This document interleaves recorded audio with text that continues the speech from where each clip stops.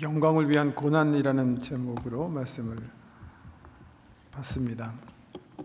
오늘 읽어드린 본문을 우리 주님께서 한 절로 요약해서 말씀하신 적이 있다고 생각해서 먼저 주님 말씀부터 좀 살펴보겠습니다. 이 말씀이라고 생각하는데요, 3복음서에 다 나와 있는 말씀입니다. 마태복음 버전인데, 이에 예수께서 제자들에게 이르시되 누구든지 나를 따라오려거든 자기를 부인하고 자기 십자가를 지고 나를 따를 것이니라.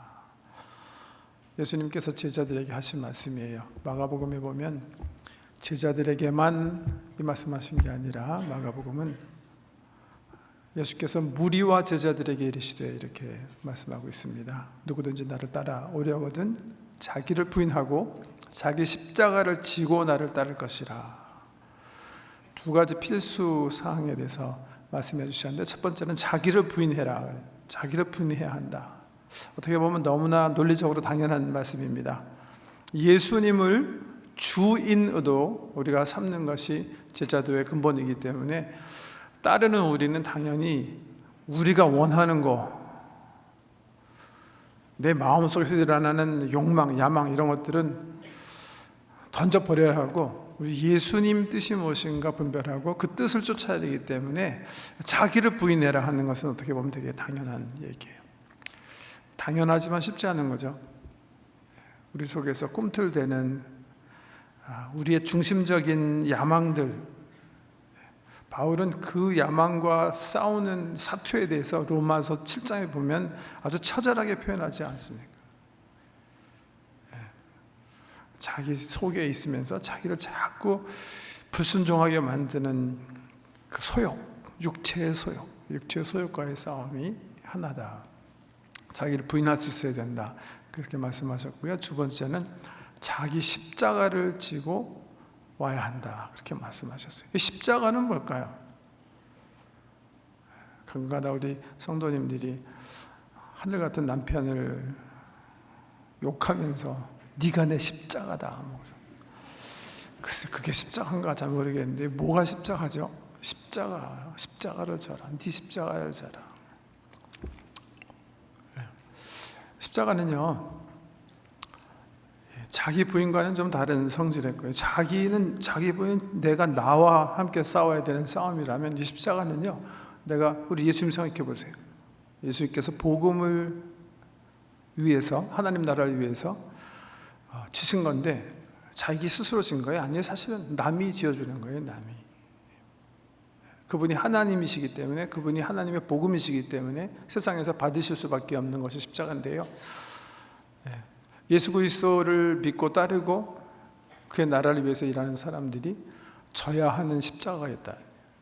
바울은 자기가 당하는 여러 고난을 묘사하면서 나는 내 육체에 예수 그리스도의 남은 고난을 채운다.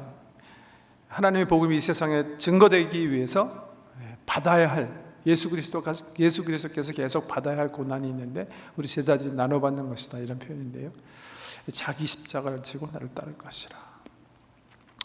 그래서 고난의 필연성에 대해서 예수님께서 말씀해 주신 겁니다. 어제 저녁에, 저녁은 아니군요, 오후 4시부터 저녁 9시 30분까지 촌장 세미나가 열렸습니다. 우리 연례 행사인데요, 이제 2주 후 촌장 모임 앞두고 함께 준비하는 모임이에요, 기도로.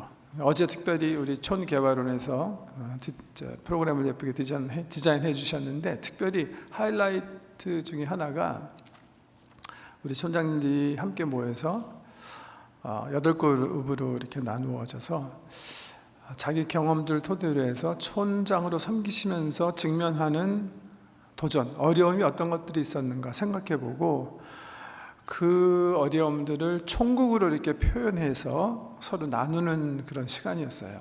그래서 많은 시간을 그 부분에 할애를 했습니다.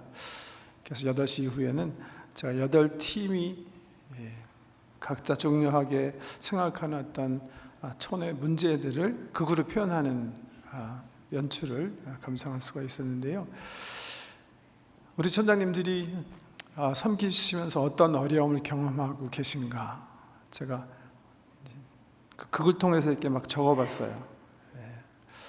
그리고 여러분에게 나눠드리려고 그래요. 왜냐하면 2주 후부터 시작되는 초원을 함께 운영해 나가면서 우리 함께 하시는 초원원들이 촌장님을 좀 이렇게 돕는 의미에서 좀 가슴에 새기고 그분들의 어려움을 좀 들으시는 게 좋겠다 그래서 적어왔는데요. 제가 이제 무순으로 그냥 영국에서 기억되어지는 것도 적어봤어요. 첫째는 성경 공부를 인도하고 있는데 카톡 혹은 텍스팅을 하거나 잡담 등으로 집중을 방해받을 때, 이럴 때 순장님들은 이렇게 외로움을 느끼시는 것 같고요.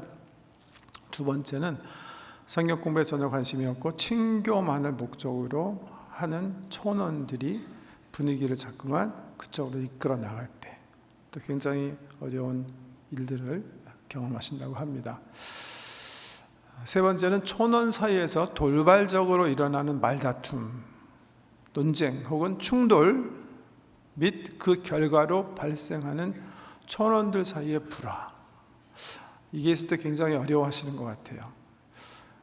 분위기가 굉장히 이렇게 좀 평화스럽고 기쁨이 넘쳐야 성경 공부에 다이나믹도 생기고 교제에 은혜가 있는데 본의 아니게 돌발적으로 촌원들 사이에 불화가 형성이 됐기 때문에 남은 기간 동안 내내 고민하시고 걱정하시고 기도해야 하는 그런 촌장님도 계셨던 것 같고요. 네 번째는 가정 촌모임 장소 구하는 것 때문에 의외로 우리 촌장님들이 많이 이렇게 마음고생들 하시는 표현들이 있었습니다. 우리가 1년에 4번 혹은 5번에 걸쳐서 각 집에서 모이는 모임이 있는데 촌원들이 자기 집을 빗장을 꼭꼭 걸고 열질 않아 주시기 때문에 주로 많이 아마 촌장님들 집에서만 거의 촌모임을 하시는 것 같은데 협조 부탁드리고요. 다섯 번째는 리더십에 대한 거부 혹은 무시. 예를 들면 교회에서 할당된 봉사가 있을 때 좀 이렇게 협조를 요청하는데 전혀 무시하거나 협력하지 않으시고 촌장이 알아서 하세요 해서 주로 많이 혼자 하시는 그런 경우, 이럴 때 어려움을 느끼신다고 얘기하셨고, 또 어렵고 엉뚱한 질문만 골라서 하는 촌원도 계시답니다. 좀 자제해 주셔야 되겠죠. 늘 말씀드리지만 저를 비롯해서 우리 사람들이요, 하나님에 대해서 다 알지 못해요. 개미가 사람에 대해서 알지 못하는 것만큼 전능하시고 전지하시고 말씀으로 천지를 창조하신 하나님을 우리는 다 알 수가 없습니다. 그분이 우리에게 일러주시는 언어로 말씀해 주신 것 정도만 알 뿐이에요. 너무 힘들게 하지 마시고, 그 다음 단골 지각생, 지각할 수 있지 않는가 그러는데 사실은 이거는 성경 공부의 다이나믹을 끊어버리는 그런 경우가 돼요. 하실 수도 있겠지만 최선을 다해서 시간을 맞춰주셔서 일시에 시작해서 중간에 다이나믹이 손상되지 않도록 협조해 주셨으면 좋겠고, 또 자기 자신들이 충분한 시간을 내어서 헌신하지 못하기 때문에 우리 촌장님들이 많이 마음고생하시면서 섬겨 계시다는 거, 이미 생활 서로 다 바쁜데 촌장직 맡으셔서 많은 시간을 사실 할애하고 계시거든요. 그 점도 좀 이해해 주시면서 협조해 주셨으면 좋겠다, 그런 생각이 들고, 이거는 직접 말씀하시진 않았지만 마지막 부분은 여러 극에서 implied 된 암시적으로 나온 것들인데요, 스스로 느끼는 자격지심 같은 게 있으신 것 같아요.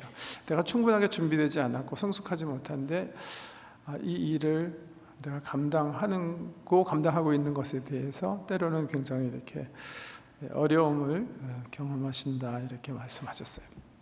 말씀드린 것처럼 이 부분들을 말씀드린 이유는 2주부터 시작하는 우리 촌모임에 우리 촌원들이 촌장님들을 협조하고 사랑하는 마음으로 이런 애로사랑이 있다는 사실을 염두에 두시고 도와주세요 하는 부탁의 말씀을 드리려고 하는 겁니다. 디모데후서 1장 1절 2절 공부할 때 지적하지 않은 거예요. 옛날에 이 부분 읽을 때 지적한 적이 있기 때문에. 근데 오늘 생각나서 다시 가지고 나왔는데요, 디모데후서에서 바울 선생님께서 디모데에게 어떻게 문안하나 한번 살펴보세요.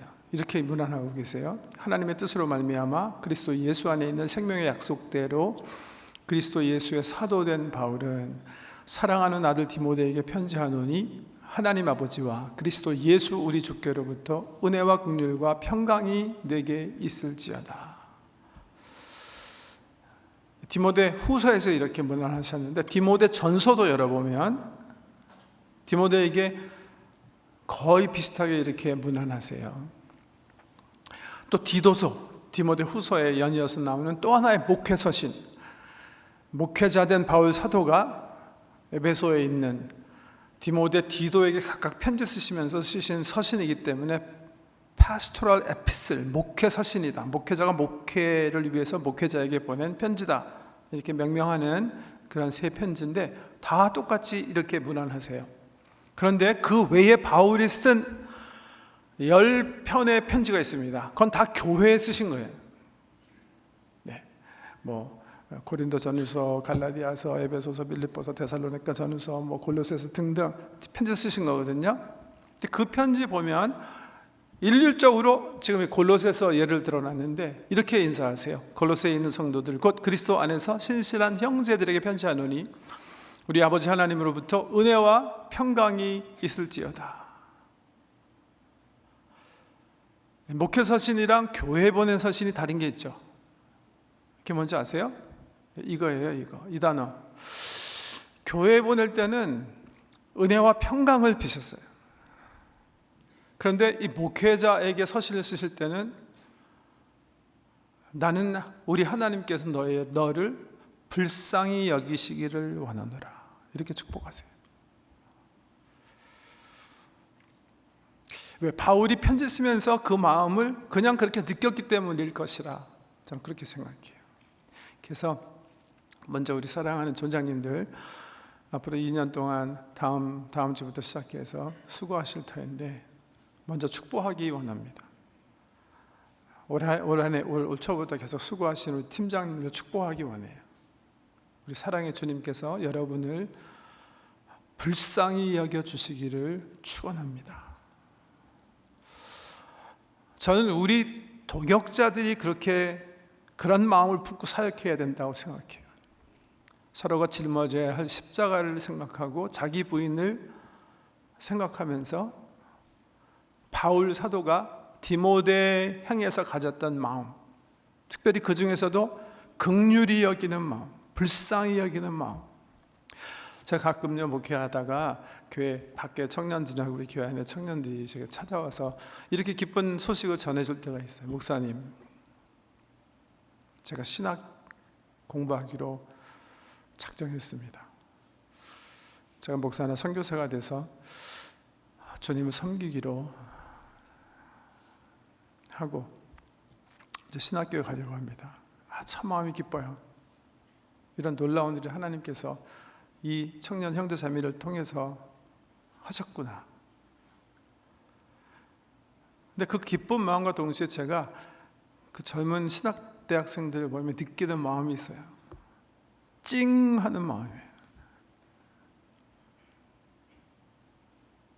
불쌍히 여기는 마음이에요. 왜? 짊어져야 할 십자가가 있기 때문에. 주께서 요구하시는 십자가가 그 앞에 분명히 펼쳐질 거기 때문에. 그래서 우리 서로 어떻게 해야 돼요? 사역자들은 불쌍히 여기는 마음을 가지고 서로 기도해야 된다는 거예요. 이게 바울이 목회 서신에서 우리에게 보여준 마음이에요. 이런 마음을 가지고 이제 우리 촌장님들 축복하기 원하는데요. 우리 촌장님들 또 팀장님들, 사랑하는 장로님들과 권사님들, 우리 안수집사님들, 교회 사역을 감당하는 우리 모든 지체들이 필연적으로 다가오는 고난이 있을 때 기억해야 할 것이 무엇인가, 이런 관점에서 오늘 본문 말씀을 4구절로 이렇게 정리해 드리려고 해요. 첫 번째, 꼭 예수님 받는 고난 생각하시오. 예수님이 받으신 고난, 다르게 표현하면 십자가의 예수님을 생각하라. 여기 바울이 그렇게 얘기하죠. 내가 전한 복음대로 다윗의 씨로 죽은 자 가운데서 다시 살아나신 예수 그리스도를 기억하라. 이게 좀 이상한 말이죠. 왜? 지금 이 편지를 받는 사람이 누구예요? 디모데 목사님이에요. 에베소에서 지금 목회하고 계시거든요. 근데 목사님에게 뭐라 그러냐면, 목사님, 예수님을 기억하십시오. 어떻게 보면 되게 신뢰가 되는 말인데, 우리 성도들에게, 성도님, 예수님 기억하세요. 신뢰인가요? 아니에요. 우리 예수님도 걱정하셔서 제정하신 예식이 있어요. 뭐죠? 성찬식이에요. 예수께서 십자가 지시기 전날 밤 유월절 만찬을 사용하셔서 한 예식을 교회를 위해서 제정하세요. 떡을 떼시고 포도주를 주시면서 너희가 모일 때마다 이 떡과 잔을 나누며 나를 어떻게 해라? 기억하라. Remember me, in remembrance of me. 기억하라. 몰려. 자기가 당신이 받은 그 고난을 기억하라. 십자가의 사랑을 기억하라.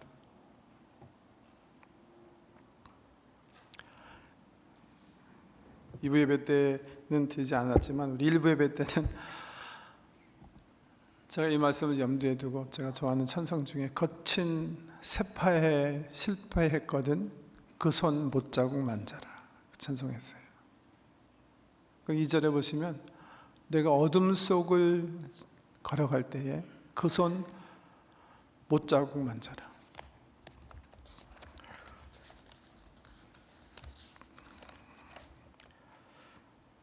주가 참 평안을 내게 주시리 그 손 못자국 만져라. 그 손 못자국 만져라. 그 손 못자국 만져라. 그가 널 지키며 인도하시리 그 손 못자국 만져라. 우리 사랑하는 성도 여러분, 혹시 지금 고난의 터널을 지나가신다면 제일 먼저 성도님들이 기억하셔야 될 것은 예수 그리스도와 십자가예요. 브룬너라는 유명한 신학자는 이렇게 예수 그리스도의 십자가의 신비를 표현해요. 우리는 때론 우리 삶 속에 왜 고난이 닥친지 이해하지 못할 때가 많지만 우리는 why, 왜 이런 일이 일어나는 거지? 이렇게 묻고 그 대답을 발견하지 못하지만 십자가를 대하는 순간, 십자가를 바라보게 되면 That question is dissolved 이렇게 표현해요. 그분이 이상하게 십자가 앞에서는 why라는, 왜라는 퀘스천이 융해되어진다 이렇게. 십자가는 우리가 고난 속에서 살아갈 수 있는 힘을 공급해주는 하나님의 신비고 사랑이에요. 우리가 어려운 길을 갈 때, 어두운 길을 갈 때 예수 그리스도의 십자가를 기억하셔야 돼요. 두 번째, 바울이 이렇게 얘기했어요. 복음으로 말미암아 내가 죄인과 같이 매이는 데까지 고난을 받았으나, 사도들이 받은 고난, 우리 신앙의 선배들이 받은 고난을 생각해 보는 거예요. 사도 바울은 이미 사형 선고 받고 참수형으로 자기가 곧 이 세상을 떠나게 될 것을 알면서 이 편지 쓰시는 거예요. 그리고 그렇게 됐어요. 예수님을 따르던 베드로는, 수제자 된 베드로는 같은 로마 같은 시기에 감옥에 갇혀 있다가 십자가에 못 박혀 죽임을 당해요. 내가 내 눈으로 직접 부활한 예수를 보고 내 손으로 그의 못자국을 만지지 않는 한 나는 그가 살아나신 것을 믿지 않겠다 말하던 도마는 부활의 주님을 만나 뵙고 인도까지 가서 복음을 전하다가 창에 찔려 순교를 하고, 나머지 모든 사도들도 하나도 남김없이 순교의 영광을 드려요. 고난 받을 때 기억해야 되는 게 있어요. 사도를 비롯해서 우리 신앙의 선배들이 우리 앞서서 예수 그리스도와 함께 받은 그 고난을 생각해 봐요. 세 번째 생각해야 할 것 같은 말씀 속에 발견할 수가 있는데요. 나의 고난을 통해서 나타날 내가 섬기는 형제와 자매의 구원, 그리고 영원한 영광. 복음으로 말미암아 내가 죄인과 같이 매이는 데까지 고난을 받았으나 하나님의 말씀은 매이지 아니하니라. 이게 무슨 말씀이죠? 뭐 대조하는 게 아니에요. 사실 이 말씀은 문학적인 수사학적으로 바울이 표현하는 건데, 나는 지금 죄인처럼 중범을 지은 사형범처럼 사슬에 묶여 있으나 나의 묶임은 뭐를 위한 것이다? 하나님의 복음이 전파되는 것을 위한 것이다. 하나님의 말씀은 매이지 아니하니라. 대중화법을 사용해서 자기의 매임은 목적이 있는 매임인 걸 얘기하는 거예요. 하나님의 말씀을 온 땅에 전파하기 위해서 나는 즐겨 고난을 받고 있다. 기쁨으로 고난을 당하고 있다. 자원하는 마음으로 고난을 받고 있다 하는 말씀이고요. 그 결과에 대해서 그러므로 내가 택함 받은 자들을 위하여 모든 것을 참으면 그들도 그리스도 예수 안에 있는 구원을 영원한 영광과 함께 받게 하려 합니다. 무슨 말이에요? 나의 고통, 나의 고난, 나의 참음을 통해서 그리스도의 복음이 증거되어지고 그 복음을 받는 내 주변의 형제 자매님들이 구원과 함께 영원한 기업을 함께 누리게 된다. 나의 고난은 목적이 있는 고난이에요. 결과물이 있는 고난이라는 거예요.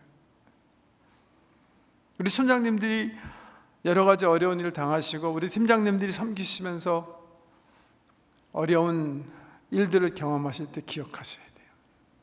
우리들의 섬김은 뭐예요? 결과물이 있는 섬김이에요. 한 영혼을 살려내고 영원한 기업을 얻게 하는 영광스러운 소명인 것을 기억하세요.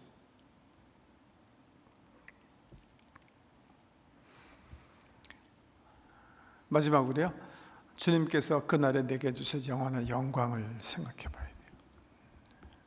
기독교 복음은 절대 고난을 미워하지 않습니다.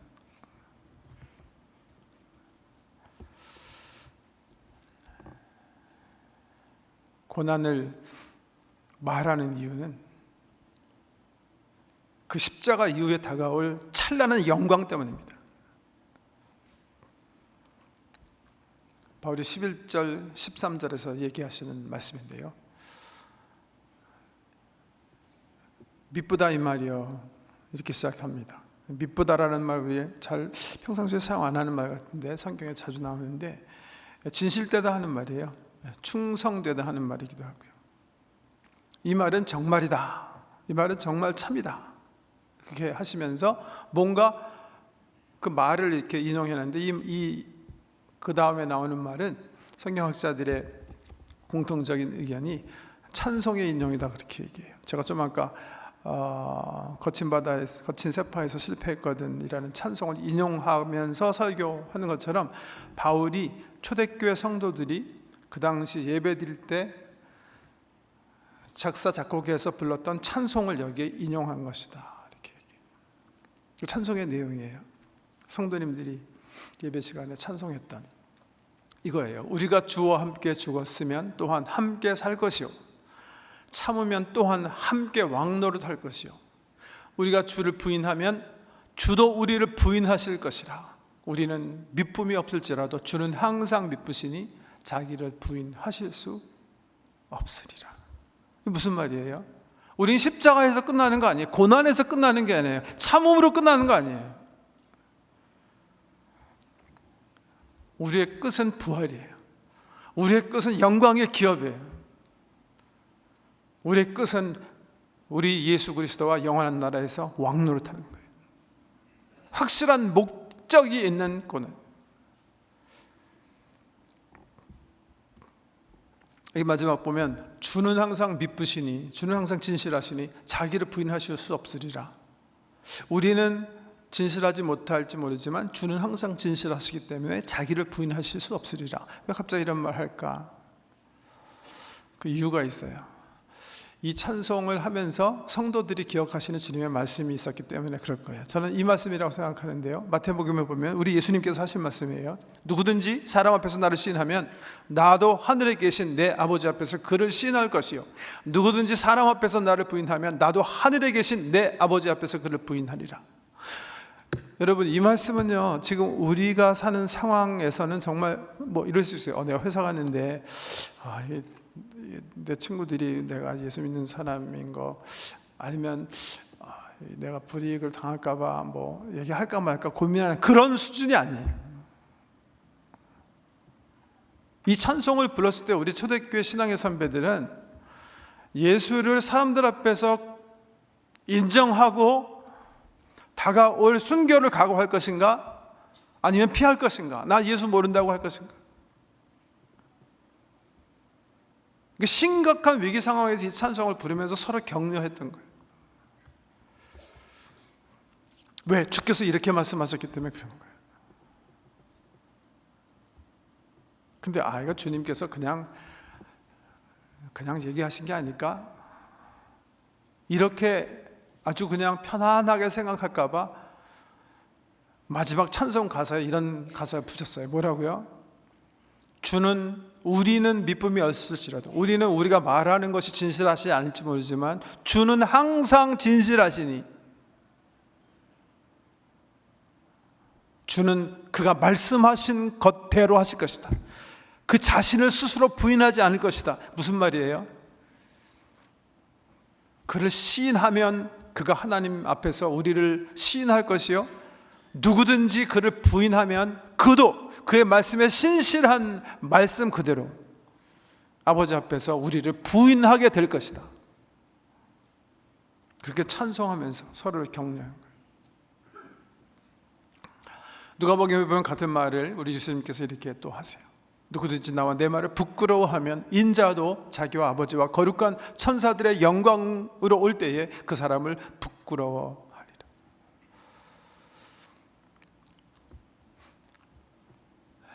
우리들이 주님 따라가고 주의 나라를 섬길 때 필연적으로 다가오는 고난, 기억하세요. 이 고난을 통해서 우리는 부활과 그의 영원한 기업을 얻게 되는 은총을 누리게 될 것입니다. 목적이 있는 영광을 위한 고난인 거 기억하셔야 합니다. 아주 유명한 얘기인데요, 사무엘 모리슨이라는 선교사가 1900년대 초반에 아프리카 선교의 뜻을 품고 떠납니다. 하나님 은혜 가운데 거기서 두 자녀를 낳아요. 25년 동안 열심히 사역을 하는데, 근데 사실 그렇거든요. 같은 동족에게 복음을 증거하려고 해도 잘 안 되는데, 타민족, 다른 문화권, 다른 언어권에서 복음 전하기가 얼마나 힘들겠습니까? 자기가 소망하고 기대했던 것만큼 열매를 맺지 못하고 고전하는 거예요. 그러는 중에 정말 슬픈 일이 벌어지는데, 첫째 아들이 토축병에 걸려서 앓다가 먼저 세상을 떠나게 돼요. 그래서 그 선교지에서 얻은 첫 번째 아들을 하나님 나라로 먼저 보내는 아픔을 그 가정에 경험하는데, 그런데 더 기가 막힌 것은 몇 해가 되지 않아서 둘째도 또 병에 걸려서, 열사병에 걸려서 고생하다가 또 세상을 떠나는 거예요. 두 아들 다 잊어버렸어요. 아프리카에서 난. 그런 중에 그 상황을 너무나 슬퍼하던 부인마저 우울증에 빠지는가 싶더니 맥을 놓고 하나님 나라로 떠난 거예요. 25년 동안 아프리카에 와서 사무엘 모리슨 선교사가 열심히 사역을 했는데 더 이상 선교를 계속할 수 있는 힘을 잊어버린 거예요.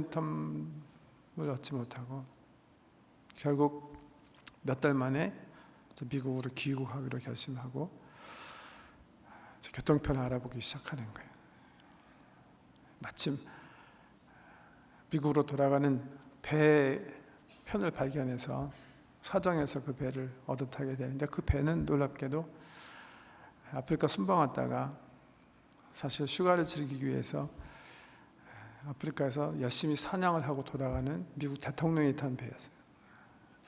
그 배를 얻어 타고 사무엘 모리슨 선교사가 뉴욕 항구로 입항하는데, 도착해 보니까 대통령을 맞이하기 위해서 군악대가 나와 있고 아이들 합창단이 나와 있고 빨간 융탄자가 깔리고 대단하게 아프리카 사냥 갔다 온 휴가에서 돌아오는 대통령을 맞이하고 있는 거예요.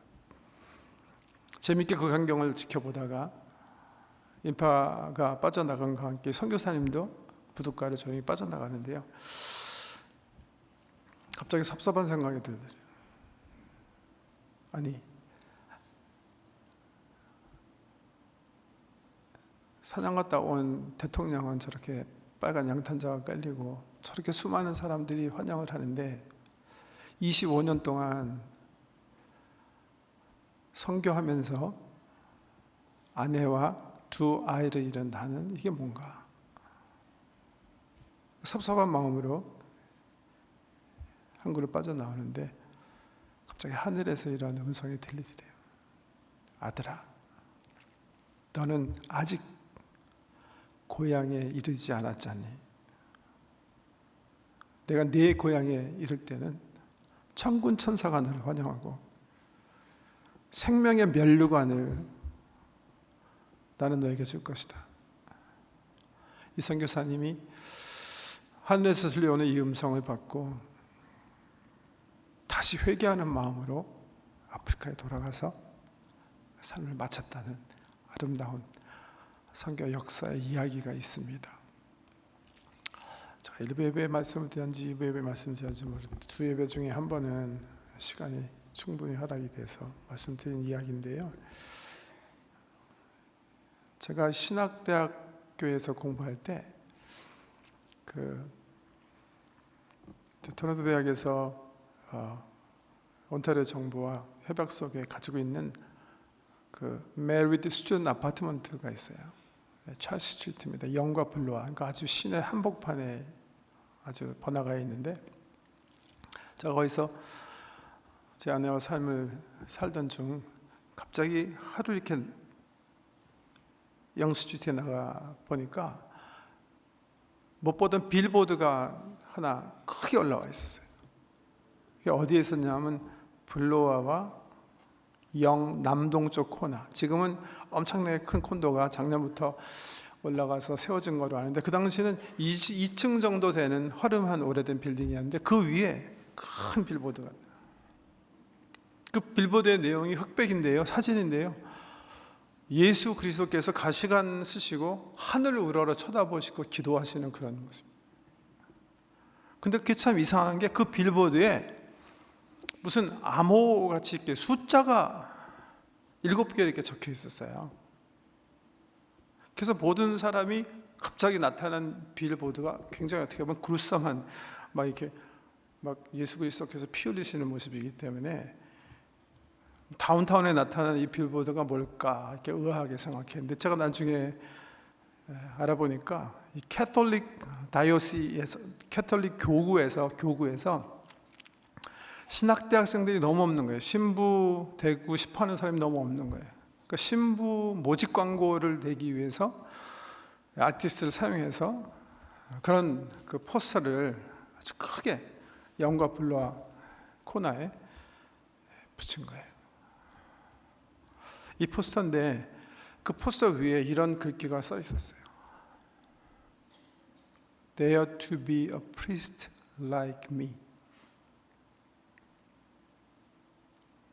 나 같은, 감히 네가 나 같은 제사장이 되려는가? 저 번호는 뭔가 했더니 일부러 미스터리어스하게 하기 위해서 416은 빼버리고 그냥 977-1100 캐톨릭 다이오스의 교구에 전화 리크루트 전화.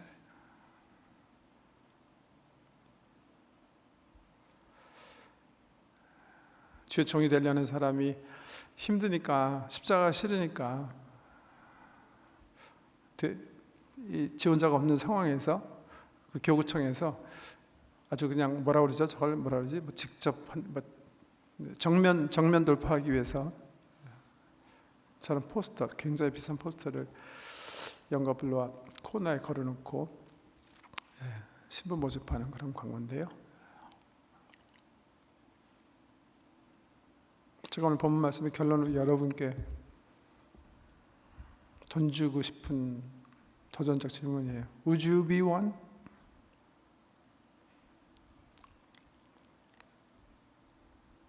여러분이 충성된 종으로